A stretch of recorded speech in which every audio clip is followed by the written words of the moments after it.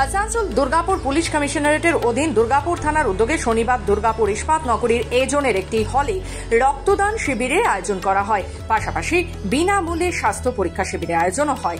এদিন উপস্থিত ছিলেন রাজ্যের পঞ্চায়েত গ্রাম উন্নয়ন তথা সমবায় দপ্তরের ভারপ্রাপ্ত মন্ত্রী প্রদীপ মজুমদার, আসানসোল দুর্গাপুর উন্নয়ন কর্তৃপক্ষের চেয়ারম্যান কবি দত্ত, আসানসোল দুর্গাপুর পুলিশ কমিশনারেট এর ডিসিপি পূর্ব অভিষেক গুপ্তা সহ অন্যান্য পুলিশ আধিকারিকেরা। এদিনের অনুষ্ঠানটি দুর্গাপুর মহকুমা হাসপাতাল ও ব্লাড ডোনার্স ফোরাম ও আসানসোলের লাইফ লাইন হাসপাতালের সহযোগিতায় অনুষ্ঠিত হয়। দেখো, সাধারণ ধারণা হচ্ছে পুলিশ শুধু চোর ডাকাত ধরে মোটরসাইকেল বা চেক করে বা লাইসেন্স চায়। It's not that. আজকের পুলিশ দেখো, যদি বয়স্করা বাড়িতে একা থাকে তাদেরকে দেখভাল করে, বাড়িতে কেউ না থাকলে সেই বাড়ি পাহারা দেয়। আজকে পরীক্ষা হলে যদি কারো বাচ্চার দেরি হয় তাকে পৌঁছে দেয় এবং অসহায় যে কোনো লোকের পাশে দাঁড়ায়। এটা কিন্তু তার একটা উপায়। আজকে যেহেতু আমি রোগী কল্যাণ সমিতির চেয়ারম্যান, সত্যি ব্লাডের প্রচুর অভাব, মানে এই গরমকালে এত ডিমান্ড হয় তোমাদের বোঝাতে পারবো না।